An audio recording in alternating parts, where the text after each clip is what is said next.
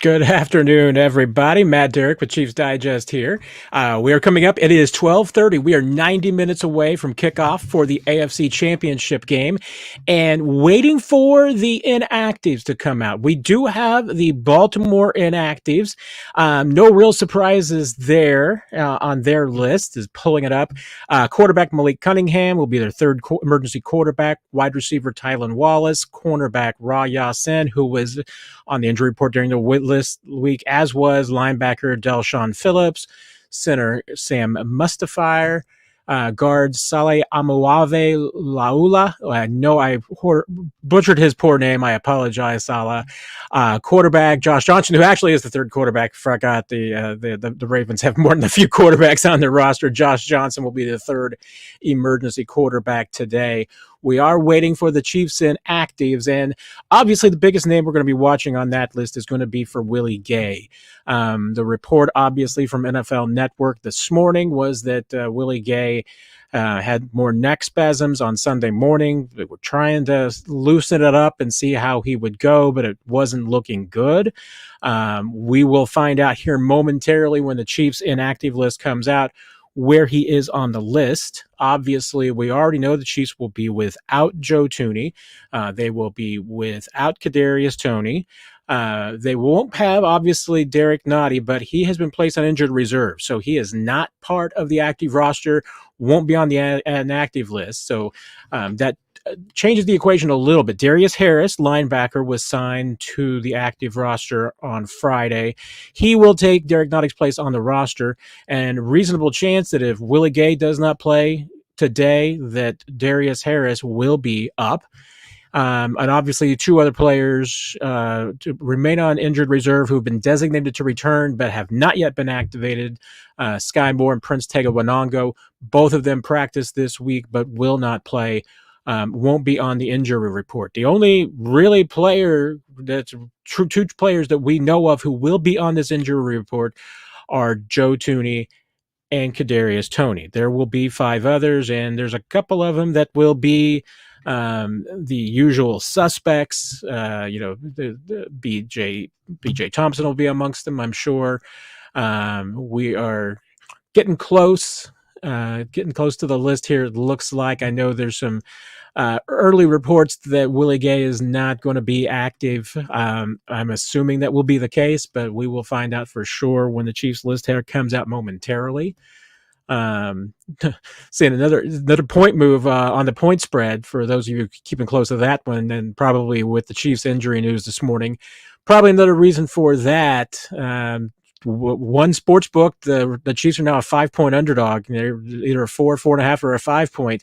It varies from location to location. If you're looking to bet on the Chiefs, it looks like you can shop around for the best rate. I'll try and take some questions too, if anybody's got them.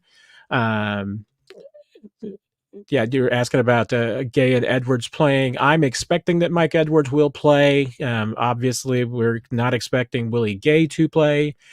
Tommy's got a question, and I will address it quickly. I'm not going to get into the Kadarius Toney Instagram posting from today. Kadarius is an interesting cat, let's face it, and he has posted things before on social media that he's then either recanted or retracted or claimed weren't him. So until we verify it, I am not going to trust on that. Am getting the reports, inactive list creeping in. Isaiah Pacheco, Mike Edwards, active. Willie Gay, inactive, for sure. Waiting for the rest of the list to come in here. So I'm not going to get into the whole Kadarius Toney, because you never know whether he will claim that was not him or retract what he said. It is the reason why he is not active today has nothing to do with the injury or that situation. The Chiefs ruled him out for personal reasons because his family had a baby over the weekend, and that was going to be his priority, and understandably so, injured as well, so it makes sense. whether he's injured. I mean, I get what he said, but I'm not going to try and break it down and parse it until we really get some confirmation, and until we get Kadarius, like I said, willing to stand behind it, because that has not always been the case with some of his social media posts. Still waiting for the full list, but as I mentioned, Willie Gay out. Isaiah Pacheco, as we mentioned, believed he will play today. Mike Edwards will play today. We know Joe Thuney won't play, so there's another one that will be on the inactive list. Let's go with a question here. Who do you think the Chiefs will use as a spy with Willie Gay out? Honestly, I tell you what, I really liked Leo Chanel last week, but I think that with Lamar having a little bit more speed than Josh, you're probably looking at more I doubt it would be Nick Bolton. I think they would want to free up Nick for being able to run around the field, but he's a possibility. Drew Tranquill is always my likely suspect in a situation like that. So wouldn't surprise me at all. And we do have the inactive list. And if I am savvy enough to once again get it up on the screen, we will do so. It's not going widescreen for me, so I might just have to give it to you. Here we go. Let's see. Give it a shot here. You never know with me and sharing my screen sometimes. Oh, but I think we've got it here. Yeah, let's go. Kadarius Toney, Keith Taylor, Echo Boydo, Willie Gay, BJ Thompson, Joe Thuney, Felix Anadike Uzama. Outside of Willie Gay being a question mark going in today, that was really the only question mark. So disappointing Willie Gay can't go today, but the Chiefs do have a number of other linebackers who will be up. Obviously, they will have Nick Bolton. They will have Leo Chanel. They'll have Drew Tranquill. Those will be essentially your starting linebackers. Have Cam Jones, Darius Harris, so plenty of depth there, even without Willie Gay. Joe Thuney is absent. Obviously, Nick Allegretti is going to start at that left guard spot.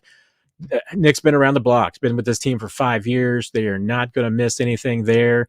Yes, Paul with the good note that Neil Farrell is active. Have not seen him much this season since the trade coming over, but he will be active. They will also obviously have Mike Pennell, who was brought up from the practice squad on Saturday and elevated with the standard elevation, so he will be active. Chiefs going with a pretty heavy defensive tackle rotation, which makes sense against the Ravens in that run defense. We'll see how much Farrell plays. Last week against the Bills, Mike Pennell played 40 snaps, so that would be a big number. Elsewhere on the inactives, really the only thing, Keith Taylor was another, player elevated from the practice squad. Sometimes those can be, favors to the player to give him a paycheck, get him that kind of thing. I think when Keith Taylor said that could have been the case, they elevated him for the Dolphins game as well.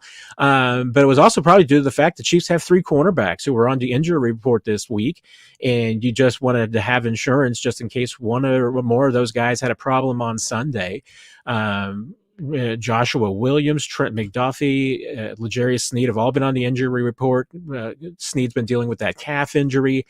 McDuffie tweaked his ankle last week in the win over Buffalo. Josh Williams banged his knee, so Keith Taylor may have just been in insurance there, but he won't play today.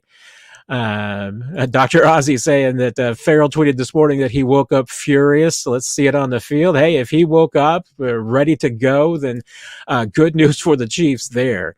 But not a lot of surprises on the injury report to me, other than, Willie Gay was going to be a question mark. Mike Edwards was going to be a question mark. Mike Edwards will play. Isaiah Pacheco to me was never a question mark. I felt like he was going to play no matter what. And he will play. Now, remember, Pacheco only practiced in a limited form on Friday. And then, Friday is a quick 10-10 practice, no hitting or anything like that. So, hey, they protected. They kind of had Isaiah Pacheco in bubble wrap this week. And don't know if that's any indication just to the nature of the that injury that he has dealing with his toe and his ankle. When he spoke to us, Isaiah, made it pretty clear that he was going to play no matter what, that he was feeling fine, that maybe this was a lot of precaution. We will see, because I certainly think if the Chiefs can establish the run early. And I'll tell you, one of my keys, as far as if you want to talk about a back-breaking play, one of the best things that the Ravens do is play run defense in the red zone. If Isaiah Pacheco punches in a red zone touchdown, that could be either a absolutely demoralizing blow to the Ravens defense. And to me, that would be a huge play for the Chiefs early. If they can run the football effectively in the red zone against this Ravens defense, I'm not sure there's anything that they can't do. So that to me is at least an early indicator. If the Chiefs can pull that off, they're going to be in good shape. Obviously, having the lead and running the ball late would be a big one, but you're talking about first half early indicators. If the Chiefs can get in the red zone and score against this Ravens defense, especially on the ground, that's a big key to me. Anybody else have any questions about the injury report or the inactive list and who is playing and who's not playing? I'll be glad to take a few more questions before we go. But really, Willie Gay's the big one that stands out. Obviously, the Chiefs were hoping he would be able to go. I think that this team is good enough to overcome the absence of Willie Gay. As good as Willie is, I think that they're deep enough that spot where they're going to be fine. What you don't want to see is another injury. You really don't want to see anything happen to your three starters, especially Nick Bolton and Drew Tranquill. Those are the guys you're going to count on the most. When I was going even through the depth earlier and talking about all the guys, I didn't even mention, Cole Christensen and Jack Cochran. There's a couple of more guys that the Chiefs have. So between that and Darius Harris, Cam Jones, numbers are not a problem at the linebacker spot. They've got everybody active today except Willie Gay. So they've got the bodies, and they've obviously bulked up at defensive tackle too, since they will have Mike Pennell and they will have Neil Farrell active in the middle. I get Felix Anudike-Uzomah once again. He's at the bottom of the depth chart, and I once again I'll emphasize. That's not really a reflection on Felix. It's more of a reflection of how well the rest of that group is playing. Felix would probably be in the rotation for a lot of teams. He might even be starting for a few teams. But this team right now is so deep that Felix can afford to develop and grow up a little bit. Dr. Ozzy, think Tooney or Gay would be able to go in a Super Bowl if the Chiefs get there. Gay would be much more likely than Toney. These neck spasms that Gay is having, they can be unpredictable, but they are treatable. It's obviously today was a game time decision, so that tells you just how close to the razor's edge that he is. Tooney, I think, is more of a reach. Those pectoral, injuries can be a real hazard, and you're talking about 2 more weeks. I know the Chiefs, their physical rehab team, their athletic trainers have pulled off some miracles in the past. They'll try and pull off another one there. They would love to have Tooney. I think between the two of them, obviously, Willie Gay would be more likely to play. Not saying Tooney's out, but I think that would be a challenge. And the second question, who's the next man up on the interior O-line? Caliendo, he would be the next guy in that rotation if somebody were to go down on the inside. Now, your backup center is Allegretti. So if anything were to happen to Allegretti, that would be a situation or anything were happening to Creed Humphrey. Nick Allegretti's going to switch to center, even if he's already playing guard. He would go to center. Caliendo would come into the guard spot. Wanye Morris and Lucas Niang are going to be your swing tackles. Morris on the left, most likely. Always a possibility the Chiefs could move Taylor over there, but I would be very surprised. I think they would just go ahead. If anything happened to Donovan Smith, I think Wanye would be your first up there. If anything happened to Jawan Taylor, Lucas Niang is the first guy in there. I don't think the Chiefs really want to move Wanye around too much, so I think that they are pretty much locked into left and right. But Caliendo, he would be the next interior lineman up, and really the only backup. I suppose you could use a Lucas Niang in a pinch, maybe a Wanye, but for this game, for all intents and purposes, yeah, the Chiefs just have the one interior backup offensive lineman for this one, with Tooney out and Allegretti in. Doug in Kansas, just want to say thanks. Well, appreciate that. If I've been an OG, I appreciate that, man. Thank you. It was very, very kind words. But yeah, I think this is at least a reasonably decent situation for the Chiefs to be in going into this game. Yes, you would like to have Willie Gay, but that's a position of depth. I don't think that will be the reason if the Chiefs end up on the losing end of this one. I don't think the loss of Willie Gay is going to be that. We will see how this one unfolds, but that's where the Chiefs inactive list comes out today. Where they are with their starters, who's filling in. We will find out in 74 minutes. Kickoff is coming, and we will see what happens in this one. It should be a great game. Enjoy it all. I will be on the in Kansas City. If you're in the viewing area, I will be on the post-game show and KSHB 41 post-game show. We'll try and be squeezing in a visit with Locked On Chiefs as well. I don't know if we're going to be able to get that done. I'll also be talking with Josh Briscoe on Sports Radio 810 on the post-game. And then at some point today, Nick Jacobs and I will be doing and recording our 41 is the Mic post-game podcast. It will be sometime this evening. I can't guarantee you when, but sometime by the end of the night. And if you wake up Monday morning, obviously the first thing, it'll be in your podcast stream, and hopefully we'll be talking about a Chiefs victory. I appreciate everybody stopping in, and we will see you after the game. Have a good one, everybody, and good luck this afternoon to all